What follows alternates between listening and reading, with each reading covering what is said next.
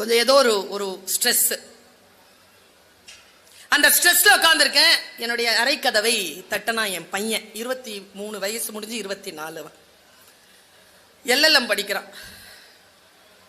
Master லா படிக்கிறான், corporate லா, first year. இப்போ தட்டி உள்ள வந்து சொன்னா, அம்மா ஒரு 2 நிமிஷம் பேசலாமா? சொல்லுப்பா. டயர்டா இருக்கீங்களா? இல்லப்பா கொஞ்சம் இதுவா இருக்கு, படிச்சிட்டு இருக்கேன். சரி படம் பார்க்கலாமா? இல்லப்பா இப்போ இல்ல, நாளைக்கு பார்க்கலாம்.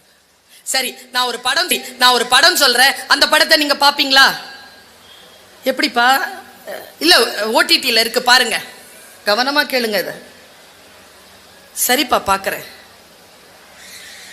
ரொம்ப கடுமையாகத்தான் நான் என் குழந்தையிடம் பேசுவேன். அன்பாகவும் பேசுவேன், கடுமையாகவும் பேசுவேன். நீங்க அதை பாருங்கம்மா, எனக்கு தெரிஞ்சு உங்களுக்கு பிடிக்கும்னு நினைக்கிறேன் அப்படின்ட்டு நான் சொன்னேன். இன்னைக்கு வேணாம்ப்பா, நாளைக்கு வான. அவன் காலேஜ் போயிட்டு நான் அடுத்த நாள் வந்தான். அவன் serious, he is very serious. அந்த படம் நான் பார்க்கணுங்கிறதுல சீரியஸா இருக்கான். இல்லைன்னா அடுத்த நாள் வந்திருக்க மாட்டான். அவன் வந்து அந்த படத்தை எனக்கு பார்க்க சொல்றான். அவனே அந்த என்னுடைய ஐபேடை திறந்து அவனே அதை ஓபன் பண்ணி கொடுத்தான். இங்க எத்தனை பேர் அந்த படம் பார்த்தீங்கன்னு தெரியல. காட்ஸில்லா -1 யாராவது பார்த்துருக்கீங்களா?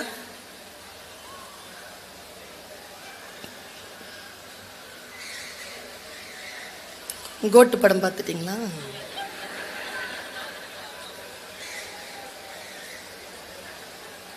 அந்த படம் ஆஸ்கார் மூவி.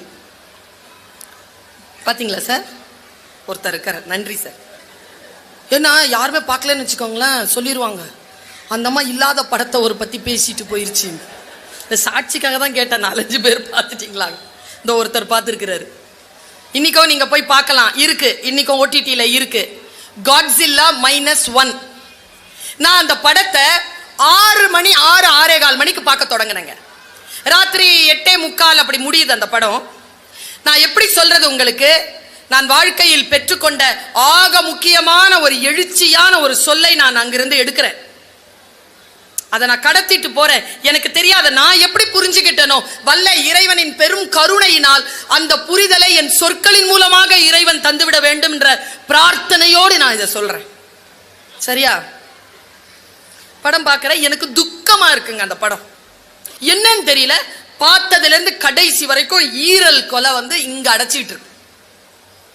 ஒரு துக்கிச்சு இருக்கிறேன் நான். அந்த படம் முழுக்க எனக்கு துக்கத்தை தான் கொடுக்குது. அது ஒரு ஜப்பானிய படம், ஆஸ்கர் விருது பெற்ற படம்.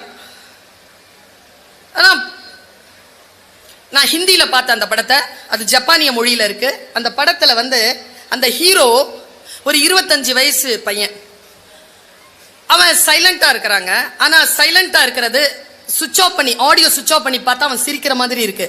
ஆடியோ போட்டு பார்த்தா அது துக்கமா இருக்கிறான் அவன். ஜாப்பனீஸனுடைய நடிப்புல இது ஒரு ஜானர், ஜாப்பனீஸனுடைய ஒரு ஜானர். அது கவிதைகளும் அப்படிதான் இருக்கும், ஜப்பானிய கவிதைகளும் அப்படிதான் இருக்கும், ஹைக்கூ கவிதைகள்லாம் அப்படிதான் இருக்கும். நீங்க ஹைக்கூ கவிதையெல்லாம் புரிஞ்சுக்கிறதுக்கு அந்த அந்த மனம் இல்லை என்றால், அந்த லக்ஸுரி மனம் இல்லை என்றால் அந்த கவிதைகளை புரிஞ்சுக்க முடியாது. ஒரு விதமான மிக ஆழமான ஒரு இளைப்பாறுதல் இல்லாமல் அந்த கவிதைகள் புரியாது நமக்கு. ரொம்ப ஆழமான இளைப்பாறுதலோட நான் அதை பார்க்கிறேன். மனசு ஆழமான இளைப்பாறுதல் இருக்கு, ஆனா துக்கமா இருக்கு எனக்கு அந்த படத்தை பார்க்கும்போது. அந்த படம் முடிஞ்சது. அந்த படம் ஒரு பெருசா இல்லை, நான் ஒரு நிமிஷத்துல சொல்லிடுவேன். கடல்ல இருந்து ஒரு பிராணி வருதுங்க, காட்ஸில்லா. அது வந்து பெரிய ஒரு டைனோசர் மாதிரி இருக்கு. அது எல்லாரையும் அழிக்குது. நாட்டுப்பற்று இல்லாமல், நாட்டின் மீது அக்கறை இல்லாமல் போரிலே தோற்ற வீரனாக இருக்கிறான் அவன். தான் செய்த பிழைக்காக தன்னையே நொந்து கொண்டிருக்கிறான் அந்த ஹீரோ. அவன் வந்து ஒரு பிளேன் ஓட்டுறவன். அந்த காட்ஸில்லாவை அழிக்கவே முடியாதுங்க.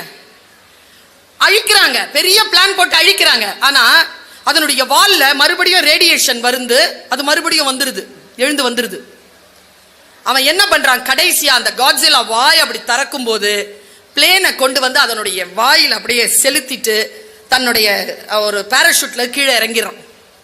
அவனுடைய லவ் வந்து அந்த காட்ஸில்லாவுடைய அட்டாக்ல காயப்பட்டு காணாம போயிருப்பான். அவன் அந்த காட்ஸில்லாவை சாவடிச்சுட்டு நேரா வீட்டுக்கு வருவான். வீட்டில இருந்து நேரா ஹாஸ்பிட்டலுக்கு சொல்லுவாங்க. அவனுக்கு ஒரு கொரியர் வந்திருக்கும். அதை பார்த்துட்டு ஹாஸ்பிட்டல் போனா அவனுடைய லவர் அங்க இருப்பான். படம் முடியுதுங்க. ஓரத்துலைங்க இந்த பக்கம் ஒரு சின்ன காட்ஸில்லா மாதிரி ஒரு சின்ன டாட்டூ வச்சு முடிச்சிட்டான் படத்தை. நான் விக்கிச்சு போய் எப்படியே நிக்கிறேன். எப்படிதான் தெரிஞ்சுதான் என் பையனுக்கு கதவை தட்டுறான். அம்மா படம் பார்த்துட்டீங்களா? பார்த்துட்டேன். சின்ன ஸ்டூலை எடுத்து முன்னால் உட்கார வச்சுட்டு அவன் என்கிட்ட சொன்ன வார்த்தையை அப்படியே சொல்றேன். தடுமாறி கீழே விழுந்தான்னு வச்சுக்கோங்களேன். அவன் சின்ன வயசுல நான் சொன்னேன், டேய் கதவு மூடும்போது இடிக்காம மூடுடா, போகும்போது கரெக்டா மூடிட்டு போடா, பிசிக்ஸ் கரெக்டா படிச்சேன்னு வச்சுக்கோயேன் இப்படிலாம் நடக்காதுன்னு சொல்வேன் நான். அவன் அதை வச்சே எனக்கு கிண்டல் பண்ணுவான். ஏறினா இறங்கனா உட்காந்தா சாப்பிட்டா தட்டு கீழே விழுந்தா பிசிக்ஸ் தெரியலன்னு சொல்வல. இப்போ சொல்லு, காட்ஸில்லா யாரு? அவன் கேட்குறாங்க கேள்வி. என்னடா கேட்குறேன்னு, காட்ஸில்லா யாருமா? அவனை பாருங்களேன், டீச்சர் நான், கேள்வி கேட்டு பழக்கம் எனக்கு. பதில் சொல்லி நிறைய நாள் ஆயிடுச்சு. அப்புறமா தான் தெரிஞ்சுக்கிட்டேன், பதில் சொல்வது அல்ல கேள்வி ஞானம், கல்வி ஞானம், கேள்வி கேட்பது தான் கல்வி ஞானம். பாருங்க, ஆப்பிள் விழுந்துச்சுங்க, எல்லாரும் பார்த்தாங்க ஆப்பிள் விழுந்துச்சு. ஒருத்த மட்டும் கேட்டான்ல ஏன் விழுந்துச்சுன்னு. அவன் தானே கிராவிட்டி லாவை கண்டுபிடிச்சான். வாய் ஏன் இப்படி இருக்குன்னு யோசிக்கிறேன்ல. இதுக்கு தான் பக்கவாட்டு சிந்தனைன்னு பேரு, லேட்டரல் திங்கிங்னு பேரு. இன்னைக்கு இருக்கக்கூடிய சிஸ்டம் இருக்குல்ல, லேர்னிங் சிஸ்டம் இருக்குல்ல, அதுல திங்கிங் ப்ராசஸ்க்கே டைம் இல்லைங்க. குழந்தை சொல்லி கொடுக்கறத உள்வாங்கி எழுதுறதுக்கே அதுக்கு பாடு போயிடுது. கூலி ஆட்களை உருவாக்கி கொண்டே இருக்கிறோம். அதனால்தான் ஏஐ வந்துருச்சு, ஆர்டிபிஷியல் இன்டெலிஜென்ஸ். ஆர்ஐ போயிடுச்சு, ரியல் இன்டெலிஜென்ஸ். இப்ப எல்லாம் ஆர்டிபிஷியல் இன்டெலிஜென்ஸ் நம்மள ஆக்கிரமிச்சிட்டு இருக்கு. நான் கேட்கவே இல்லை, மெட்டா ஐயா என்னுடைய போன்ல வந்து உட்காந்துக்கிட்டு இருக்கு, என் பர்மிஷனே இல்லை, உள்ள உட்காந்துக்கிட்டு. அவன் கேட்கிறான் காட்ஸில்லா யாருமான்னு கேட்டானா, எனக்கு பதில் சொல்ல தெரியல. அவன் அந்த ஸ்டூலை இன்னும் கொஞ்சம் ஒரு அடி முன்னால கொண்டு வந்து வச்சுட்டு என்னுடைய முன்னால உட்காந்துட்டு இப்படி குழந்தை மாதிரி இப்படி முகத்தை வச்சுட்டு கேட்கிறான், அம்மா உனக்கு காட்ஸில்லா எப்படி வந்துச்சு தெரியுமா? அது ஒரு ஃபிக்ஷன்மா. சரிப்பா, எந்த சொல்லை புரிந்து கொள்வதற்கு முன்னாலும் அதன் பூர்வீகத்தை புரிந்து கொள்ளுங்கள். பூர்வீகத்தை புரிந்து கொள்ளாமல் அந்த சொல்லை உங்களால் புரிந்து கொள்ள முடியாது. எங்கிருந்து வந்தது தெரியுமா? யுரேஷிமா நாகசாகில அமெரிக்கா குண்டு போடுது. குண்டு போட்டு அந்த நாடு அழிஞ்சதுக்கு பிறகு ஒருத்தன் எழுதுறான் ஒரு ஃபிக்ஷன். அதான் காட்ஸில்லா. என்ன ஃபிக்ஷன் தெரியுமா? நான் சொன்னேன்னு வச்சுக்கோங்களேன், உங்க கால்ல இருந்து நிலம் நகர்ந்துரும். ஒரு சின்ன பல்லி லெசர்ட், அது மேல அந்த ரேடியேஷன் விழுது, எல்லாத்தையும் அழிச்ச அந்த ரேடியேஷனால அந்த பல்லி காட்ஸில்லாவாக உருவெடுத்து விட்டது. இதுதான் கதை. இந்த -1 என்ன தெரியுமா சொல்லுது அப்படின்னு சொல்லிட்டு அவன் சொல்றான், அம்மா காட்ஸில்லா வேற யாரும் இல்லம்மா. யாரா? நான் சொல்லிடுவானோன்னு பயந்தேன் நான்.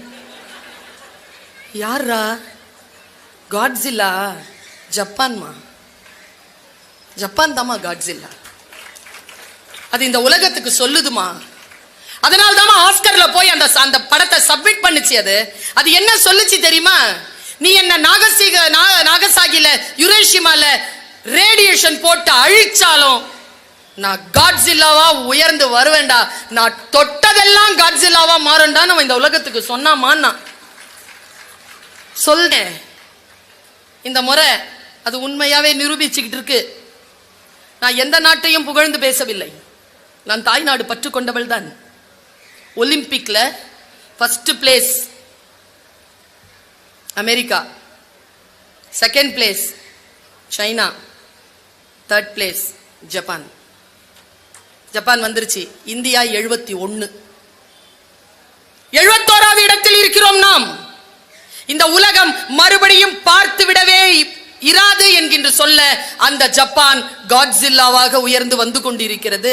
நம் குழந்தைகளுக்கு சொல்லிக் கொடுங்கள், உங்களுக்கு எந்த சூழ்நிலை வந்தாலும், அழிவு வந்தாலும், விபத்து வந்தாலும் கீழே விழுந்துராத.